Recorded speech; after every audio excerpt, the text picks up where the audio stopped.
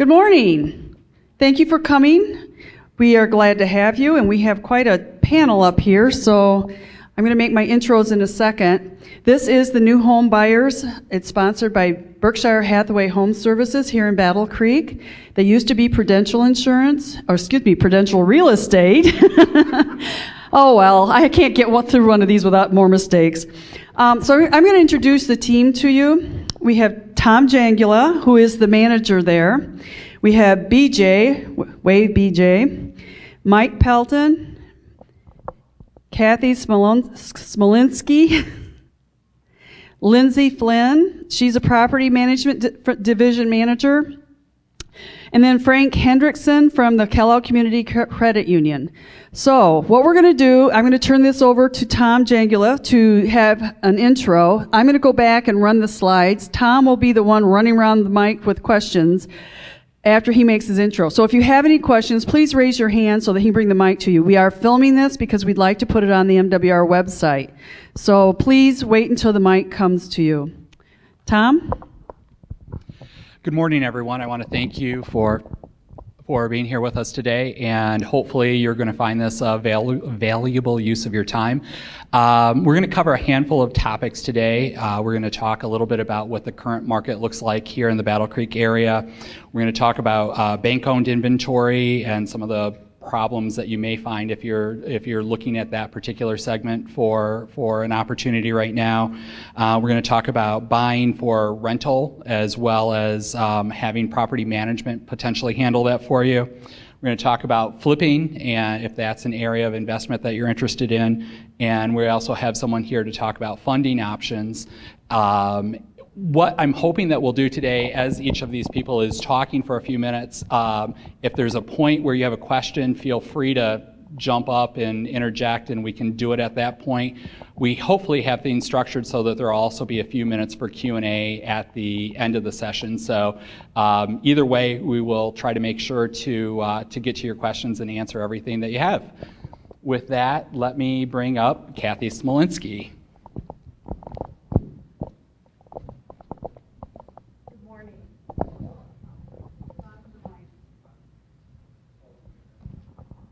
Good morning.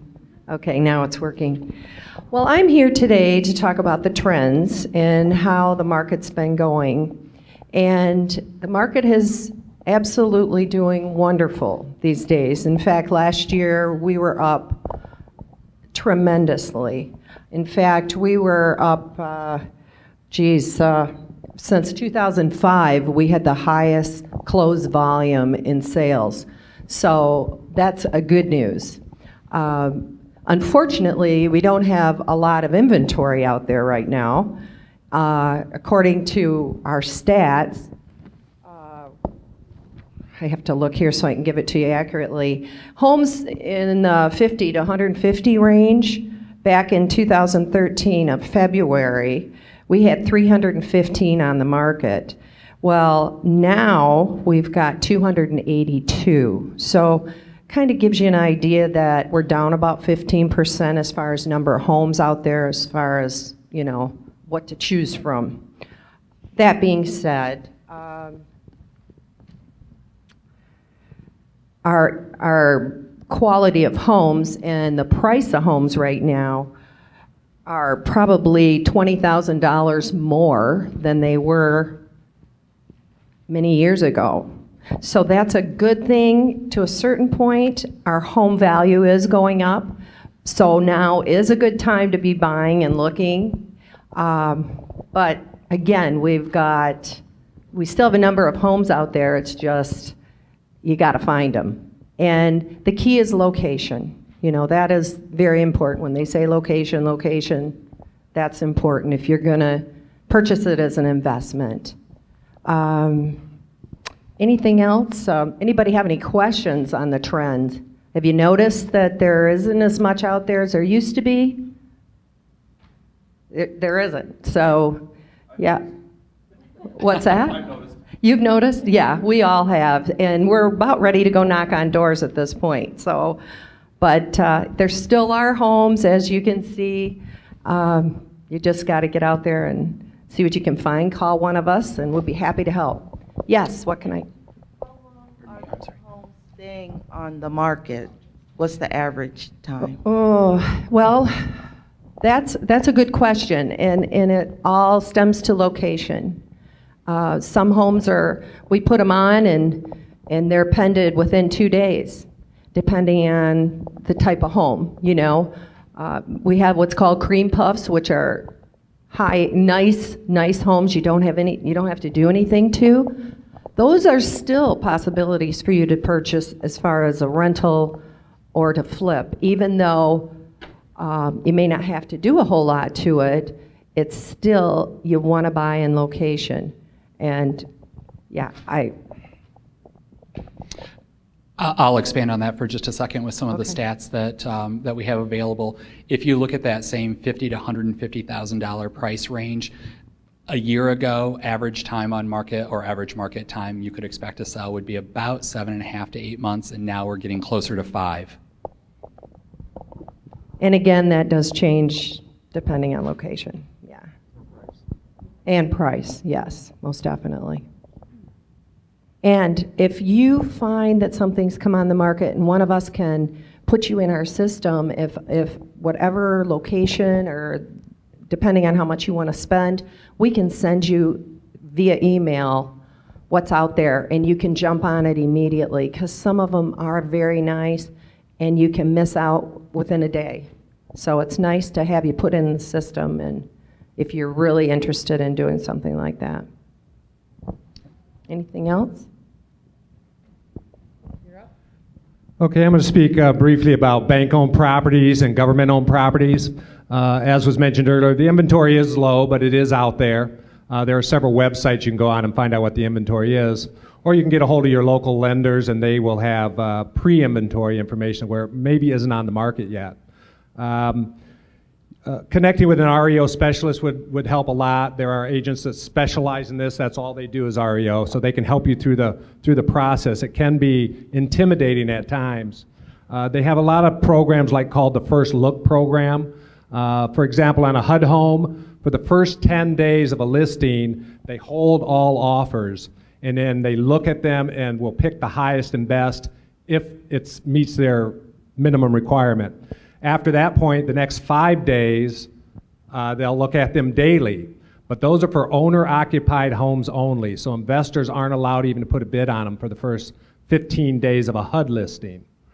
After that, then they're opened up to investors. So on day 16, investors can come out and put offers on them, if they're still there. Question? Pardon me, I'm sorry. Okay, I know of several houses in my general area that are REOs. Yes. They're bank-owned properties. They've been there for I know there's one that's been there at least 2 years. How can you possibly... Well, bank-owned properties are a little bit different as far as anybody can buy those pretty much. They don't have a first look program. But odds are there's something wrong with the house. There's something wrong. As you know, you have to go in them. They all look good online. Is it not listed? You don't know? I don't know. Well, the best way to find out is contact a realtor. They can pull up the history. They can pull up old listings. They can do a little research for you, get into some areas that you might not be able to see. Okay. The other government-owned properties out there are Fannie Mae and Freddie Mac properties.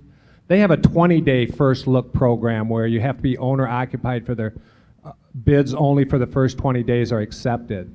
And then they also have other requirements where you have to live in the house for 1 year before you can sell it. You also can't make offers on them if you bought one within the last 2 years. So they're trying to prevent investors from slipping in, buying them cheaply, and then flipping them. They really want owner-occupied people to get the first look at them. There's also some special programs out there for firefighters, and these are on HUD homes. Firefighters, EMTs, teachers, law enforcement, they can get up to a 50% discount if they buy an owner-occupied home. The rule with that is they have to live in them for 3 years, and they have to work full-time in their field. So, yeah, and they have to live within the area or work within the area of the house. So there's some opportunities out there. And to find the HUD homes, there's HUDhomestore.com. You can hop on that and take a look, and they'll have a listing of all the HUD homes. The bank owns, again, REO stands for real estate owned, which we assume means the bank owns the real estate. So some of those rules don't apply. They don't have the first look. They just want to sell them. So don't be afraid to make offers on them. Even though they're sold as is, there's still some great bargains out there. And like everything, everything's negotiable in real estate. So if you make them an offer, you know, they may come back and say no, make them another offer. Don't give up on it. You also have to be very organized. One of the main things, you have to have proof of funds on any offer you make. So you have to show them you have the money to buy it. Currently what's happening is anything that's a good value is being snatched up for cash in most of these REOs and Freddie Mac and Fannie Mae homes. If you have to finance it, you have to have proof of funds or pre-approval from a lender. So make sure you have that. Then the process is a little bit slow. They don't respond quite as quickly as if you were buying a regular house. So you have to be somewhat patient with the process. And then once they do accept your bid, it switches the other way. You have to be really fast. They expect you to perform in 48 hours. So it's sort of those things, you really need to get organized on that. So a lot of opportunities out there, though, if you can work through the process, and a realtor can help you with that. Questions?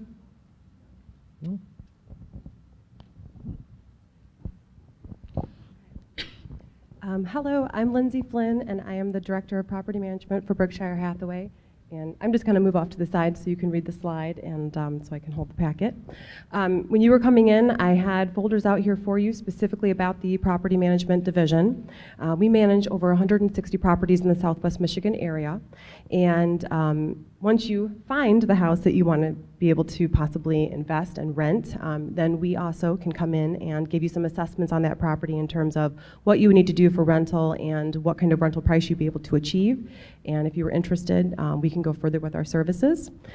What I provided for you today in this particular packet, if you guys want to kind of go through it, to the left of the actual folder is actually some kind of leasing 101 things. I prepared something for both what I would recommend to a tenant if they were coming in, but also to an owner on the back side. And those are just some of the very key things that if you decide to do property management all on your own, what I would recommend that you make sure you're focusing most on. Obviously, there are some very big challenges when you're dealing with property management. Not everyone understands how intricate the process really is, and there are a lot of tenant-landlord laws that do need to be followed. And that's all very easily researched online. There are forms available for you online if you decide to go through it yourself. Otherwise, our company is also very able to provide you that information and prepare all of those documents for you. But at least this way, you have some resources. If you decide that you want to, research it yourself, see if it's something that you'd be interested, that page will give you a lot of good insight. To the right side of the packet is actually a brochure detailing our specific services. I could be here all day if I went through everything that we specifically do in property management because it's a very, very busy business.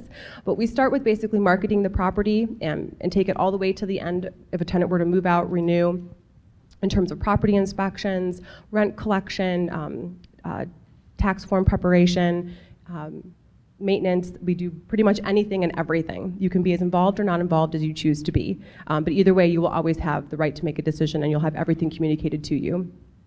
And then the second form behind that is actually our service contract. It goes through specifically the services that we're required to provide, and then also the things that you would need to specifically do as well as an owner, because there are things that owners do need to make sure that they are doing for their properties, okay? And then if you do decide that you wanted to, if you were starting to look at properties, you were going to look at some of the bank-owned homes, or you were in the process of considering purchase, I did include a coupon for a free rental assessment. So if you just wanted to have us or have your realtor get in touch with us about the property that you had in mind, we'd be happy to look it up, go to the property, give you some assessments, and have you come out and give you some analysis of what we thought you could do for a rental price, and like I said, what else you might need to do for those properties. A lot of those properties do need some additional work. You do have to make sure that you're city certified if you are living in the Battle Creek City specifically. And we know the different things that they need to do that. Does anyone have any questions for me specifically? Yes. Hi, how are you, Don? Not too bad. I need to know the website where I go check my account. Don already works with us. I can give it to you afterwards, but it should have been emailed to you. Yeah, I looked at my emails. I can't find it. Okay, no problem. I can send it to you again after this. Cool. Yeah. Any other questions? No? Well, as you read through the packet, if you do come up with anything else, our contact information is throughout the packet, so feel free to give us a call at any time. Hi, everybody. I'm Mike Pelton. We're going to talk about flipping houses. So, kind of started with Kathy talking about the market. BJ tells you where to buy them. You do the rentals. I do the flips, and he's going to give you the money. So we got the whole. So, in terms of the flipping, probably there's two things that are probably the most important in terms of selecting the property, because you can't just flip any house, right? You have to have a house that you can resell. So you can have the nicest house, but if it's not in the right neighborhood, maybe it won't sell. So talk about location, and that's the old real estate joke, right? Location, location, location. Well, it's true. You got to be in an area where you know stuff can sell. Hire an agent that can work with you and give you the comparables for the neighborhood and go, look, here has been 10 properties in this neighborhood that has sold in the last year. Okay, good. Maybe that's an indication that this neighborhood actually has saleable property. So that's step one. Number two, in terms of the resaleability, be looking for what I call a normal house, okay? If there's a odd floor plan or it's got some just really weird feature, like, you know, we were just looking at a house yesterday, you walk in the garage and you open the service door to the garage to go back in the house, right? Normally you walk into your kitchen. This one walked into the master bedroom. So like, okay. So that kind of stuff, unless you can move walls or change things to make it, because what you're looking to do is keep it as broad-based as possible, as many people would like it as possible. So then that goes into the ARV, after renovation value or after repair value, okay? So again, your agent can help you with this. You can do some research on your own, because there's some good sites out there that you can even look at, Trulia and Zillow and things of that nature, Realtor.com, that'll help you. But I mean, your agent can do it piece of cake. And you can go, okay, I'm going to buy this house for 50 grand. If it was perfect, what would it sell for in this neighborhood? Well, showing the comparables, it'd sell for about 120. Okay, great. So I got $70,000, right, to work with. How much is it going to cost me to fix it, so on and so forth, and you make a decision based on the math, okay? But that after repair value is important because, you know, we've probably all seen it at some point where something maybe is overdressed. I mean, there's certain houses, certain neighborhoods. I mean, if you got a house that's nice when it's finished, but it's only going to be 50, 60 grand, it doesn't need granite and a lifetime roof and, you know, low-E windows, those sorts of things. So keep in mind the market that you're going after. So now you found your house, right? You're zeroing in on one. You have an idea of what you can get it for. You have an idea of what it would sell for. So you better do your preliminary budget. This is all before you even make an offer, okay? At least this is how I do it. But anyway, go in there and go, okay, this house is going to need, I'm going to have $3 grand wrapped up in flooring. I'm going to have to put an appliance package in here for $2,000. I'm going to have to put a kitchen in. That's $7 grand. Do your general math up ahead of time and get yourself a rough budget. It's not going to be dead on, but give yourself a rough budget to at least give you what number you're going to want to put in terms of an offer. So, for example, that we used before, you got that $50,000 house that should sell for $120. It's going to cost you $30 to fix. So now you're in it for $80, right?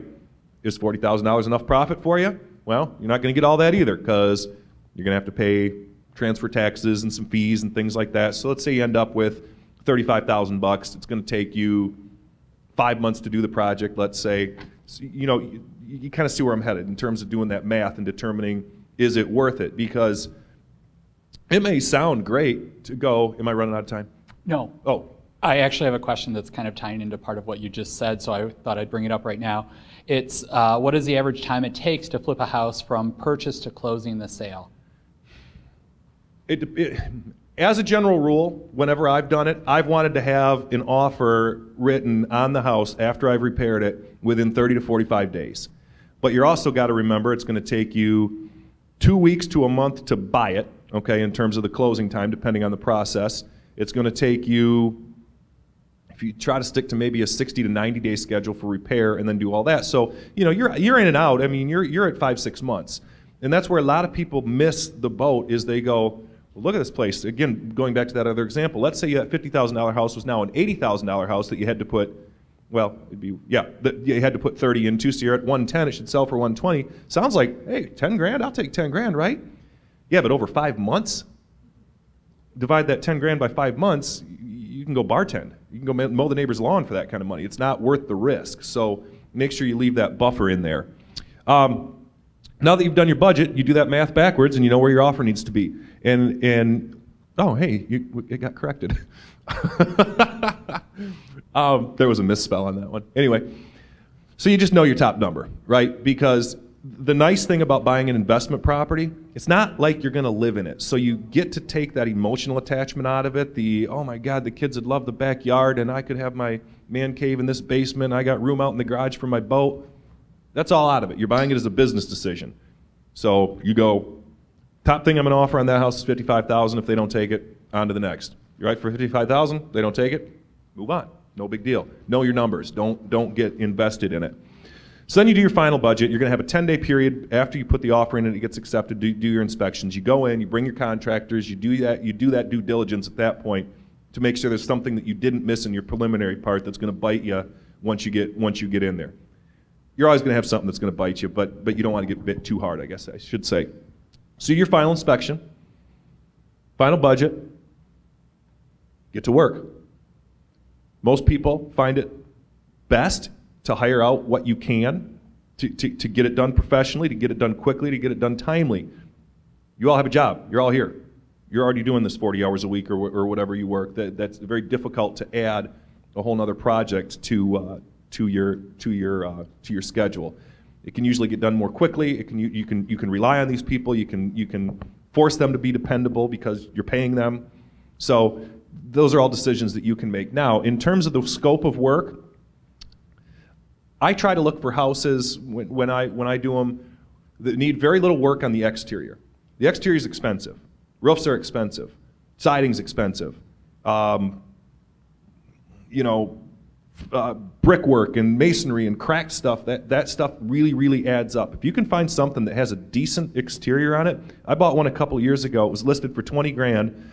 I bought it for $12,500 cash. They took it. I was surprised. But this thing had brand new windows, brand new roof, brand new siding, full maintenance-free exterior. I got it for $12,500. The roof, siding, and windows cost more than $12,000. I got the whole house for it. All we had to do was go in and a lot of mud, a lot of paint, a lot of carpet, and that sort of thing. That kind of work is relatively inexpensive, okay, the inside stuff. So, again, working your schedule, knowing what needs to be done and when, knowing the order of things to be done. If you can hire somebody to do those things and schedule that work for you, it's going to be a lot easier for you. The last thing I want to mention is talk about a little bit about the materials and finish that you'll use. Once again, you're not going to live in it. It doesn't need the $1,500 chandelier in the dining room. It needs the one on sale at Menards that you have to dust the box off and you go have it hung. You'll be fine. Paint, those sorts of things, I stick with. I call it builder beige, white trim, beige paint, done. I don't get too crazy with. I've seen people do some accent walls and things like that. That's okay. I mean, if that's your thing, but we get done. Tan carpet, tan walls, white trim, basic kitchen. There you go. So those are a few tips that I have that have been successful for me. Any questions on that part of it? Yes, sir.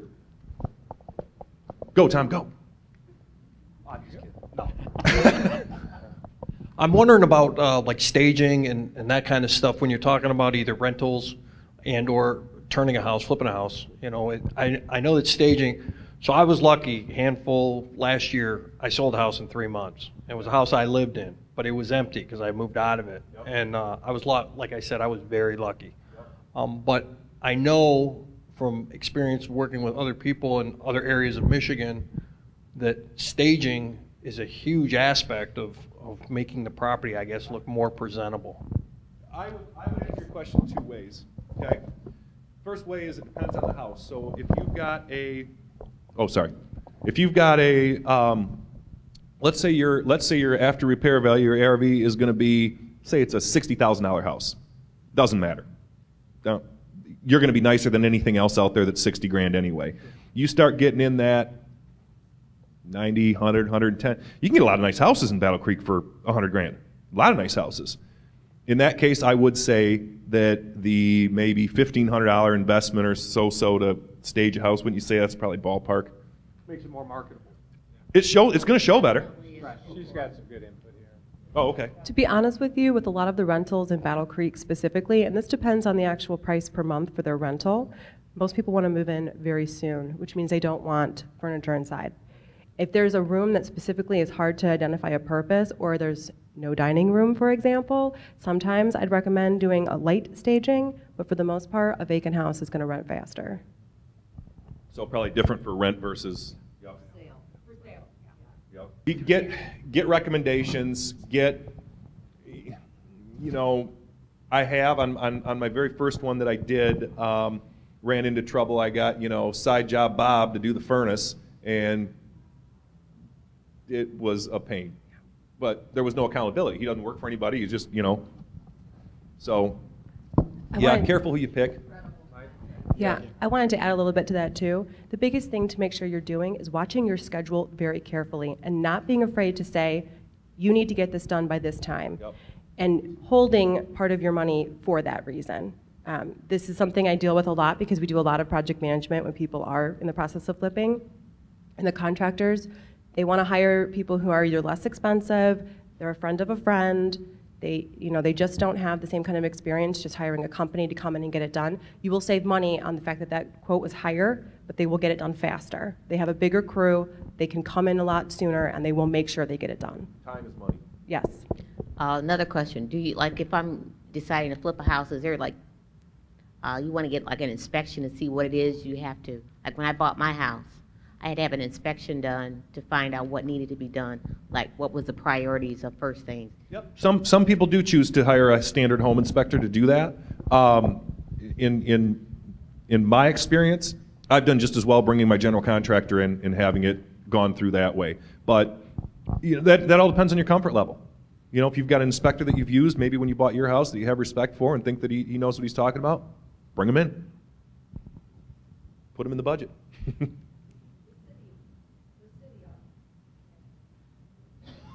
The city also will come in and do a final checklist approval and approve your rental if you choose to rent it. Okay, so be sure you do that, and if you don't sign up with the city, you will get fined if they find out. So you definitely want to register it with the city that it is a rental. Okay? That's correct, in the city limits, and they are very strict for rental properties. Is that it? Thank you. I guess we're ready. Well, I actually have a question. Okay, so I know this for a fact because I also own 2 rentals, and they are in the city. But out in the country, are you saying there is no legalities as far as having to? Okay. So that's something that's good to know when you choose a location. Still want to make sure your property is up to code.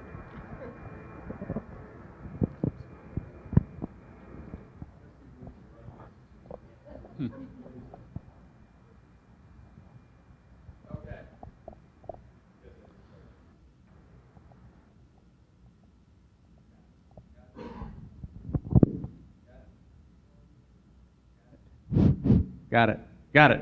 Okay. So, final stage is the lending part. There are differences between doing owner-occupied financing and doing investment property financing. As the chart shows there, you can do investment property with as little as 15% down. It does add PMI insurance, and so probably a question as to whether or not that's really a viable option when you look at the additional payment that it's going to cause. Typically, down payment requirement is going to be 20%. I have a chart. Any non-owner-occupied financing that we're going to do is looked at being conforming to secondary market guidelines. Secondary market guidelines are going to look at loan-to-value, look at credit score, look at the number of properties that you have, and potentially those are all going to be factors that are going to influence whether you can do a loan with 20% down, if you need 25% down, if you need 6 months reserve, if you need 12 months reserve, if you need 2 months reserves. I don't want to go through all of those different options, but those are all things that will be influenced by, again, credit score and loan to value.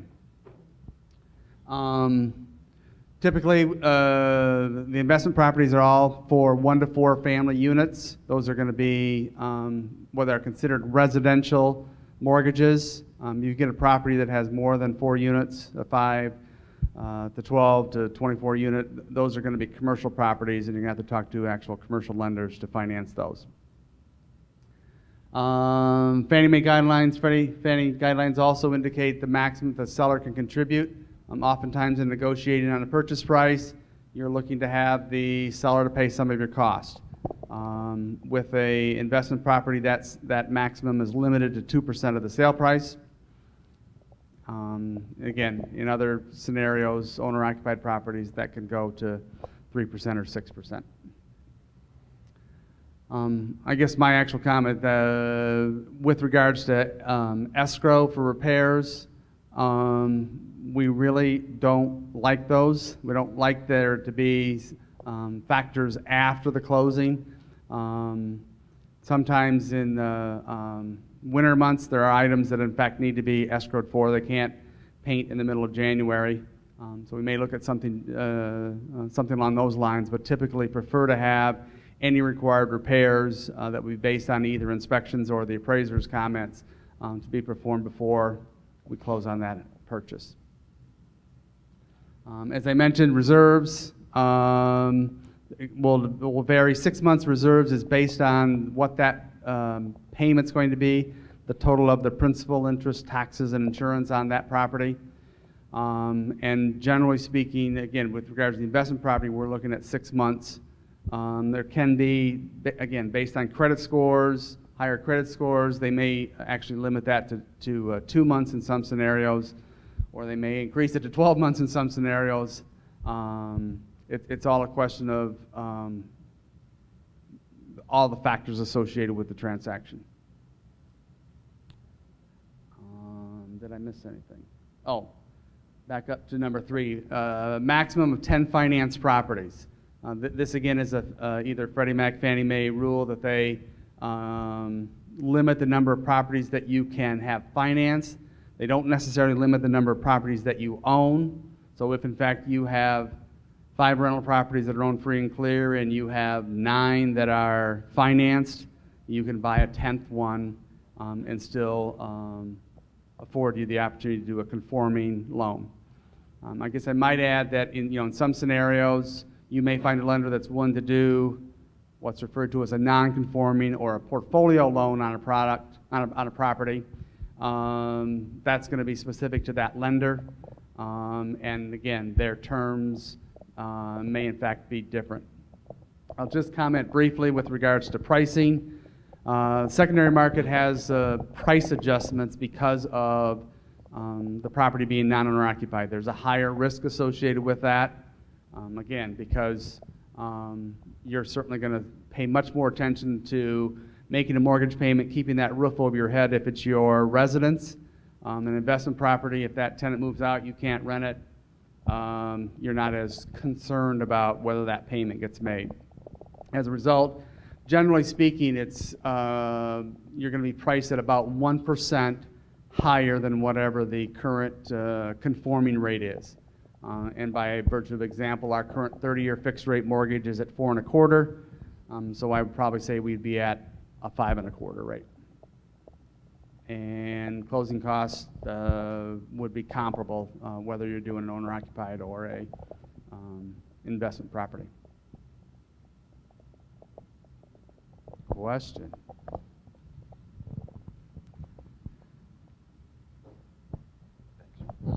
So we're talking investment properties. Do they still do interest-only loans, or the interest-only option for the first 7 years or something to that effect on a 30-year, or is that not something that through occupancy versus investment that's an option when you're talking loans? I'm going to answer that's going to be an individual lender's choice. From my standpoint, the credit union does not the investment properties that we're doing are fully amortized mortgages.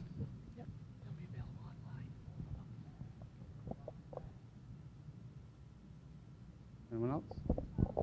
Oh, question in the back. Are there any more questions on financing? Okay. If you're going to purchase something, is it better to go through a bank or a credit union for your interest rate? Well, I work at a credit union, so I mean, the answer is simple. I guess my response would be it's a question of your comfort level and with regards to a lender. I mean, if you have worked with a particular lender for a long period of time, you're comfortable with what they're doing. By the same token, some of the comments have been made. There's nothing wrong with shopping multiple choices, finding out, you know, is there a difference in interest rate? Is there a difference in closing costs? Is there a difference in down payment requirements? All those kinds of things that might, in fact, end up being beneficial to you. So research makes sense. Okay, I guess that's all for funding. Thank you. I do have a question that came up. I'm going to go back to flipping for just a minute. Hiring contractors. You kind of touched on that, but you didn't really talk about the process of hiring contractors. Are there certain things you have to look for the contractors? Some of the things that came to my mind was probably want to check their license, liability insurance, workman's comp. What else would there be? Well, yeah, those are all important things in terms of hiring licensed people and things like that. Now, if you're hiring a contractor or you're going to be the general contractor of the project and you're going to hire the heating guy, you're going to hire the electrician, you're going to hire the flooring people, you're going to hire whatever. If you're calling Sims Electric to do the electric, well, they're licensed. You already know that just by virtue of the fact that they're in the phone book. I would say in terms of the hiring, look to recommendations. You know, most of us agents have people that we've used because we've been through, whether you've been an investment property person or not, we've been through situations where people have had to get hired to fix something on a house, and especially in a small town like Battle Creek, people know who they can use and who they don't. So I would say rely on word of mouth from people that you trust and people that know what they're talking about. Does that kind of answer it? We do have a list of contractors that we use for all services that would have to be associated with the property. So if you did need that information, you're welcome to contact our office also. I had another thought. I have a question on house flipping.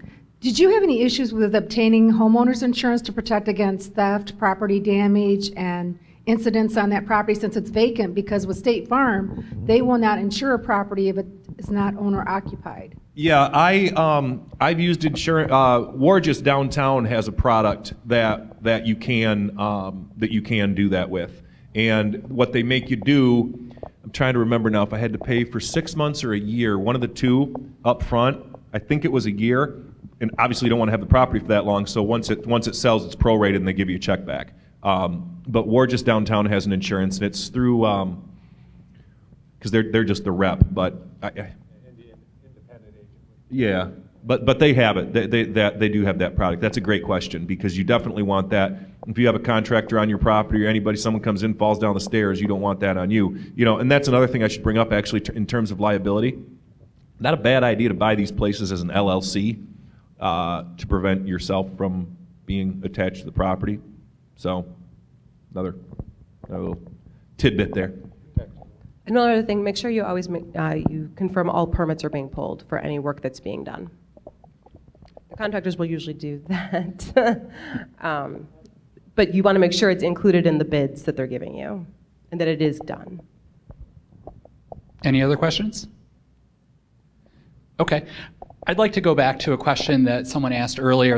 I'm guessing you said you had a couple of properties in your area that looked vacant and you were wondering about that. Just a couple of things in the process. I mean, when a house gets taken back, it's a long process. And depending on the condition of the home, often Fannie, Freddie are actually going to do work to the property to get it back up into a saleable. Now, it could take a while for them to get to a point of doing that, but they might be doing that. Again, I guess the biggest point is if you have a property and you're wondering if it's in what they call, pre-market stage, touch base with a real estate person who works in the REO market, and they have avenues to be able to look, see if it's on Freddie's site or Freddie's list or Fannie's list or HUD, because they get a pre-market inventory. I don't really need that. I'm plenty loud enough. Oh, you do need it. Okay. I know, I was doing the same thing. Two things, actually. I see that there's a lot of these listings that obviously are on the lower end that I guess to attract people. They say, we want you to finance it through this, or we want you to get pre-qualified through this specific, Chase or whatever. There's that question. The second question is, is there a one-stop shop, or how would somebody like me, a government employee that doesn't make a lot of money, find investors to get into this business, or even to the extent of doing scouting for investors? Ooh. Have we stumped the group? First question first, if you don't mind. The Chase thing. Chase is notorious for that. That's always on there. So when they were talking earlier about buying these properties and having proof of funds, right? You either got to have a pre-approval letter from a bank or proof of funds. Well, these banks, what they're doing is they're saying, well, we are a bank, so we're going to provide you the pre-approval letter. It doesn't mean you have to use that lender. So you could be pre-approved through Frank at Kellogg, go to buy this property, you still got to call over to Chase, get pre-approved through them. Really? Yes, because they're confirming that Frank here didn't miss something and it's going to fall through. They want to see it. Or they think... No. Or possibly the home is financed through that particular bank, and it's going to run smoother through that bank. So that's why they sometimes offer that out. So you also need to know your time frame too, because sometimes it can take 2 months to 8 months to get some of these houses, especially if they fall into a short sale situation.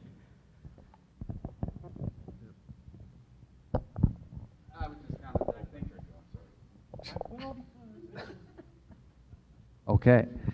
I would just say that if you have a scenario where a property does require a specific lender to pre-approve you, that I don't believe that they can charge for that, because otherwise, they're going to collect $50 and tell you no, or again, the likelihood is that you're going to use that lender is remote, but they just may want to be sure about it.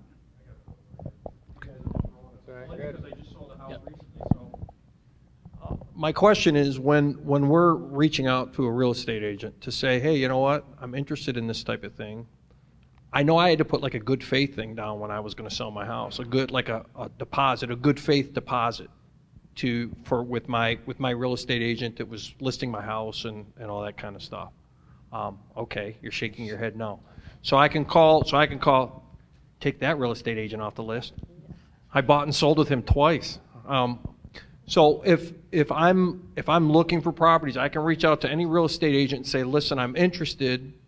Of course, they want to show me and all that kind of stuff. And a little history back is I called a guy to show me one house. Then I had somebody else show me another house. Well, when that real estate agent found out that this guy was working with me, all hell broke loose.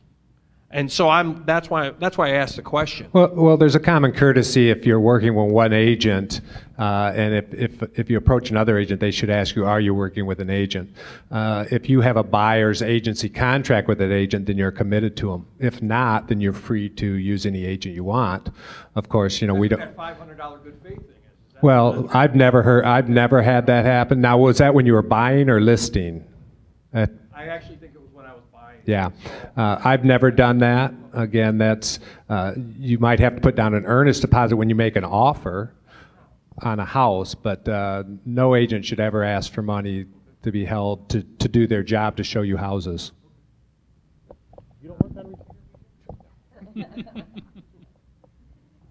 Okay, another thing I wanted, there is some of the houses I was looking at are like, they're low enough that I know there's one like $3,000. It needs some work, but No. that's just walking around the outside of it. How would I be able to finance that? I am a member of Kellogg too. What I would tell you is that we and most lenders are going to have probably a minimum loan amount, okay?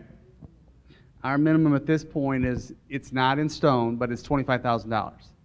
The issue, as I see it, is that in that case, in order to close a real estate purchase transaction, we're going to have $1,500, $1,600, $1,800 in closing costs, okay? So it obviously doesn't make sense to spend $1,500 in closing costs to buy a $3,000 house. That's 50% of the purchase price.